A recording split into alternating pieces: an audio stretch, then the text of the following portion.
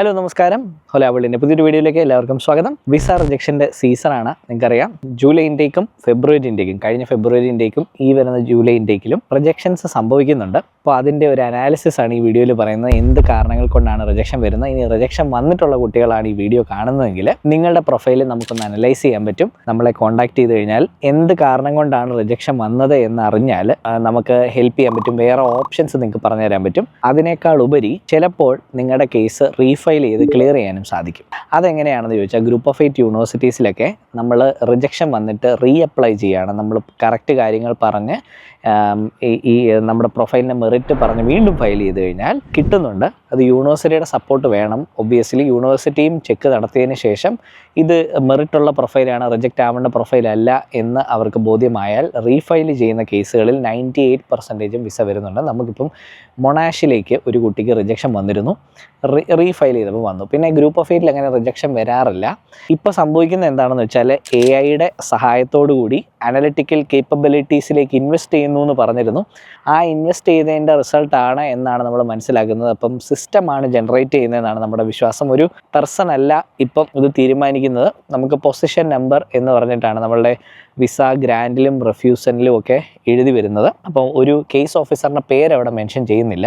അതിൽ നിന്ന് തന്നെ നമുക്ക് മനസ്സിലാക്കാം ഇതൊരു സിസ്റ്റം ജനറേറ്റഡ് ആവാനുള്ള സാധ്യത വളരെ കൂടുതലാണ്. അപ്പം നമ്മളെല്ലാം കൂടെ ചേർത്ത് കൂട്ടി വായിച്ച് നോക്കുമ്പോൾ എൻ്റെ അസംഷനാണ് ഞാൻ ഈ വീഡിയോയിൽ പറയുന്നത്. അപ്പോൾ വിസ ഞാൻ നടത്തിയ ഇതുവരെ നമുക്ക് കിട്ടിയ സാമ്പിൾ വെച്ചിട്ട് വിസ റിജക്റ്റ് ആവുന്നത് എന്തൊക്കെ കാരണങ്ങൾ കൊണ്ടാണ് എന്നാണ് ഞാൻ ആദ്യമായി പറയാൻ പോകുന്നത്. അപ്പോൾ വിസ റിജക്ഷൻ വന്ന ഫയലുകളിൽ നമ്മൾ ഏറ്റവും കോമൺ ആയിട്ട് കണ്ട ഒന്നാമത്തെ കാര്യം ഗ്യാപ്പാണ്. പഠിച്ചു കഴിഞ്ഞിട്ട് വന്നിരിക്കുന്ന ഗ്യാപ്പ്, അത് ഈവൻ എക്സ്പ്ലെയിനബിൾ ഗ്യാപ്പ് ആയാൽ പോലും 1 ഇയറിൻ്റെ ഗ്യാപ്പ് കണ്ടു കഴിഞ്ഞാൽ അതിന് റിജക്ഷൻ വരുന്നുണ്ട്. ഫോർ എക്സാമ്പിൾ, ഈ ജൂലൈ ഇൻടേക്കിലേക്ക് കഴിഞ്ഞ ജൂലൈ ഇൻടേക്കിൽ പാസ്സായ, അല്ലെ കഴിഞ്ഞ വർഷം +2 പാസ്സായിട്ടുള്ള നമുക്ക് ഇയർ 12കാരുടെയാണ് ഞാൻ റിജക്ഷൻ കൂടുതലും കണ്ടേക്കുന്നത്. അത് കഴിഞ്ഞ വർഷം പാസ്സായിട്ട് ഈ ജൂലൈയിലേക്ക് പോകാൻ നിൽക്കുന്നവർക്കാണ് റിജക്ഷൻ കൂടുതലും കണ്ടേക്കുന്നത്. ആൻഡ് ബാച്ചിലർ ഓഫ് നഴ്സിങ്ങിനുമാണ് ആ ട്രെൻഡ് കണ്ടേക്കുന്നത്. പക്ഷേ നമുക്കങ്ങനെ നഴ്സിംഗ് എന്ന് എടുത്തു പറയാൻ പറ്റത്തില്ല. കാരണം നമുക്ക് കേരളത്തിൽ നിന്നുള്ള ഡേറ്റ ഏറ്റവും കൂടുതൽ വരുന്നത് നഴ്സിംഗ് സ്റ്റുഡൻസിൻ്റേതാണ്. അപ്പം നമ്മൾ ഹോലാവേൾഡിൻ്റെ ഡേറ്റ മാത്രമല്ല നമ്മൾ നോക്കിയിരിക്കുന്നത്. നമ്മൾ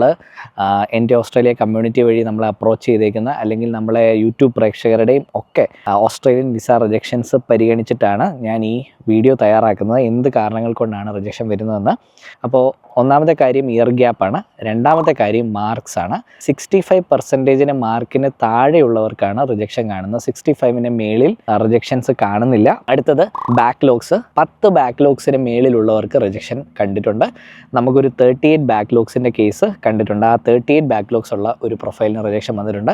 പക്ഷേ 10ന് താഴെ ബാക്ക്ലോഗ്സ് ഉള്ളതാണ് ബാക്കിയുള്ള നമ്മുടെ ഡേറ്റ മുഴുവൻ. അപ്പോൾ 10ന് താഴെ ഉള്ള ബാക്ക്ലോഗ്സിന് റിജക്ഷൻ വന്നതായിട്ട് കാണുന്നില്ല. മാസ്റ്റേഴ്സ് ഒക്കെ കേരളത്തിൽ നിന്നുള്ള ഫയലുകൾ സേഫാണ്. നോർത്ത് ഇന്ത്യയിൽ നിന്നൊക്കെ അതിന് റിജക്ഷൻ ഉണ്ട്. ബാച്ചിലർ ഓഫ് നഴ്സിംഗ് വെക്കുന്ന ഫയൽസിനാണ് ഈ 1 ഇയർ ഗ്യാപ്പാണ് നമ്മൾ കോമൺ ആയിട്ട് കണ്ടേക്കുന്ന ഒരു കാര്യം. അതായത് കഴിഞ്ഞ ഇയർ 12 പാസ് ഔട്ട് ആയത് കഴിഞ്ഞ ഫെബ്രുവരി ഇൻടേക്കിൽ പോയിരുന്നെങ്കിൽ അവർക്കെല്ലാം ശരിയായനെ. പക്ഷേ കഴിഞ്ഞ ഫെബ്രുവരിയിൽ പലരും ക്ലിയർ ആവാതെ ജൂലൈയിലേക്ക് വരാൻ ഉണ്ടായ കാരണം അവർക്ക് ഒന്നെങ്കിൽ ഇംഗ്ലീഷ് ലാംഗ്വേജ് റിക്വയർമെൻറ്റ് ക്ലിയർ ചെയ്യാൻ പറ്റാഞ്ഞതുകൊണ്ടാണ്, അല്ലെങ്കിൽ അവരുടെ ഫണ്ട് ക്ലിയർ ആക്കാൻ പറ്റാഞ്ഞതുകൊണ്ടാണ്. അപ്പോൾ ഈ ഒരു 1 ഇയർ ഗ്യാപ്പ് കാണുന്നത് അവർക്ക് അറിയാം. It is a clear indicator that some of the files were not eligible for February intake. അങ്ങനെ എക്സ്റ്റെൻഡ് ആയി വന്നതുകൊണ്ടാണ് ജൂലൈ ഇൻടേക്കിലേക്ക് അപ്ലൈ ചെയ്തവർക്ക് റിജക്ഷൻ വന്നിരിക്കുന്നത്. അപ്പം ആ ഗ്യാപ്പ് എന്നുള്ളത് ഒരു വലിയ പോയിന്റാണ്. അപ്പം നിങ്ങൾ ആരെങ്കിലും ഇയർ 12 പഠിക്കുന്നവർ അപ്ലൈ ചെയ്യാൻ ഓസ്ട്രേലിയക്ക് വേണ്ടി ശ്രമിക്കുന്നവരാണ്. ഇപ്പം ഇയർ 12 കഴിഞ്ഞെങ്കിൽ അറ്റ്ലീസ്റ്റ് ആ ജൂലൈയിലോ സെപ്റ്റംബറിലോ അല്ലെങ്കിൽ തൊട്ടടുത്ത ഫെബ്രുവരി ഇൻടേക്കിലേക്കോ പോകാൻ നോക്കണം. അത് കഴിഞ്ഞിട്ടാണ് നിങ്ങളുടെ ഫണ്ട് റെഡിയായി വരുന്നതെങ്കിൽ I would say strong visa rejection chance ഉണ്ട്. സ്ട്രോങ് എന്ന് പറഞ്ഞാൽ സ്ട്രോങ്. അപ്പോൾ ആ കാര്യത്തിൽ ഒരു വിട്ടുവീഴ്ച ഉണ്ടാകാൻ പാടില്ല. ഇനി ഫണ്ടിൻ്റെ കാര്യത്തിൽ നമ്മൾ മാജിക് നമ്പേഴ്സിൻ്റെ വീഡിയോ ചെയ്തത് തന്നെയാണ്. ആ മാജിക് നമ്പേഴ്സ് നമ്മൾ ഇറക്കുന്നത് ഈ അനാലിസിസിൻ്റെ തുടക്കത്തിലാണ് നമ്മളത് ചെയ്തത്. അപ്പോൾ അത് വീണ്ടും സോളിഡിഫൈ ചെയ്യുന്ന ഡേറ്റയാണ് നമുക്ക് കിട്ടുന്നത്. ടോട്ടൽ ഫണ്ട് 50 lakhs ഫണ്ട് വേണം. അതിന് താഴെയുള്ളത് ഡേഞ്ചറാണ്. പക്ഷേ അതിന് താഴെ മാസ്റ്റേഴ്സിനൊക്കെ 40 ലക്ഷം രൂപയുടെ ടോട്ടൽ ഫണ്ട് ഉള്ളവരുടെ ക്ലിയർ ആയി ഞാൻ കണ്ടു. പക്ഷേ സേഫ് വാല്യൂ 50 ലക്ഷമാണ്. പക്ഷേ ബാച്ചിലേഴ്സ് ആണെങ്കിൽ 50 lakhsൻ്റെ ഫണ്ട് മാൻഡേറ്ററി ആണ്. അതിൽ താഴെ വന്നിട്ടുണ്ടെങ്കിൽ റിജക്ഷൻ ഞാൻ കണ്ടു. അപ്പോൾ അത് പ്രത്യേകം ശ്രദ്ധിക്കേണ്ട ഒരു കാര്യമാണ്. അടുത്തത് പ്രൈമറി ഇൻകം. 8 ലക്ഷം രൂപയുടെ പ്രൈമറി ഇൻകം ഒരാളുടെയെങ്കിലും, അപ്പോൾ നമ്മൾ ടോട്ടൽ 15 lakhs ആണ് പറയുന്നത്.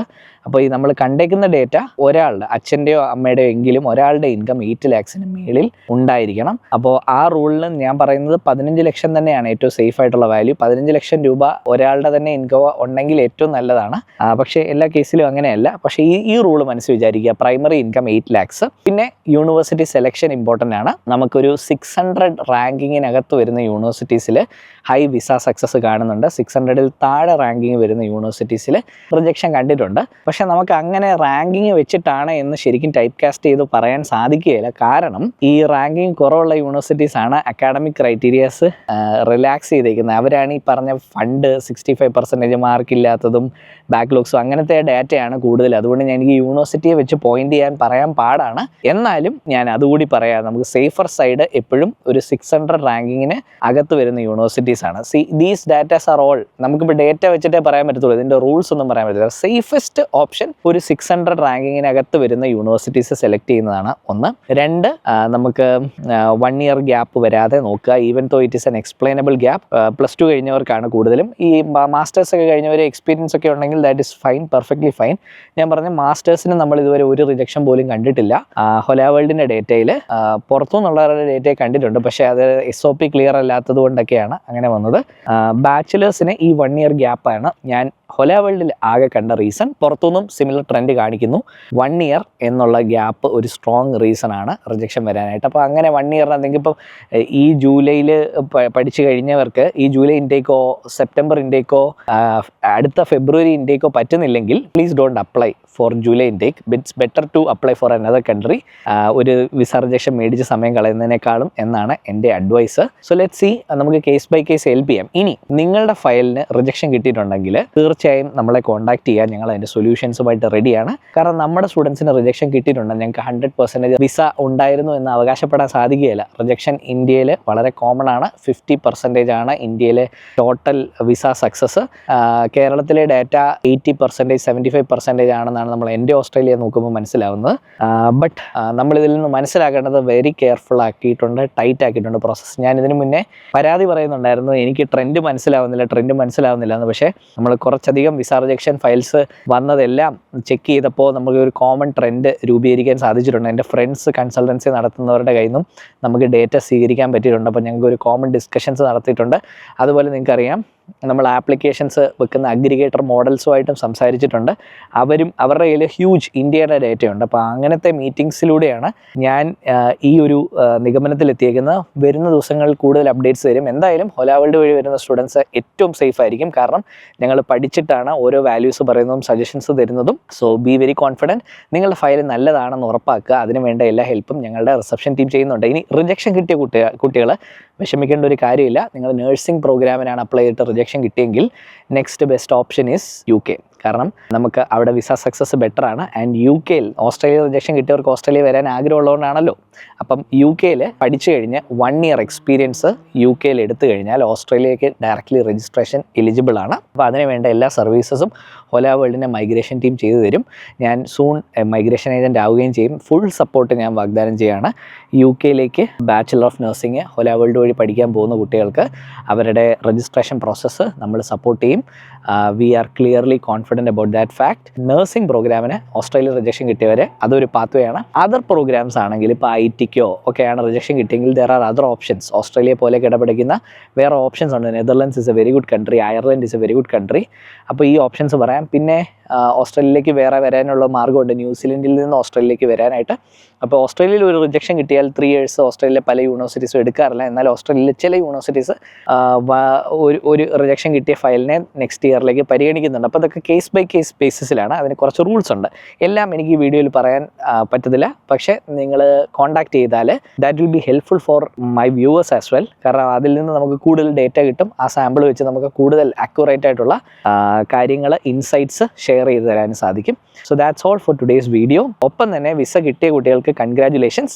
നമ്മുടെ പ്രീ ഡിപ്പാർച്ചർ വെബിനാർ അറ്റൻഡ് ചെയ്യാം. എൻ്റെ ഓസ്ട്രേലിയ സ്റ്റുഡൻസിനും എൻ്റെ ഓസ്ട്രേലിയ കമ്മ്യൂണിറ്റിയിലും ജോയിൻ ചെയ്യാൻ പറ്റും. ഈ കമ്മ്യൂണിറ്റിയുടെ പ്രസക്തി എന്താണെന്നൊന്ന് പറഞ്ഞോട്ടെ. ഈ കമ്മ്യൂണിറ്റി കമ്മ്യൂണിറ്റി വഴി നിങ്ങൾക്ക് ഫെലോ മലയാളി സ്റ്റുഡൻസിനെ മീറ്റ് ചെയ്യാം. നിങ്ങൾ പോകുന്നതിന് മുന്നേ തന്നെ ഈ കമ്മ്യൂണിറ്റിക്ക് ഓരോ യൂണിവേഴ്സിറ്റിക്കും നമുക്കൊരു ഗ്രൂപ്പുണ്ട്. നമ്മുടെ എൻ്റെ ഓസ്ട്രേലിയ എന്ന് പറഞ്ഞ ഒരു കോമൺ ബിഗ് ഗ്രൂപ്പ് കൂടാണ്ട് നമുക്ക് എൻ്റെ ഡീക്കിൻ, എൻ്റെ RMIT, എൻ്റെ UNSW, എൻ്റെ USID എന്ന് പറഞ്ഞ ഓരോ യൂണിവേഴ്സിറ്റിക്കും ഓരോ ഗ്രൂപ്പ്സ് ഉണ്ട്. ആ ഗ്രൂപ്പ്സിൽ നിങ്ങൾ ആഡ് ചെയ്യും. അപ്പോൾ നിങ്ങൾക്ക് ഈ ഇൻടേക്കിൽ വരുന്ന സ്റ്റുഡൻസിനെ കാണാം. അപ്പോൾ ഞങ്ങൾ പോളൊക്കെ ഇടും.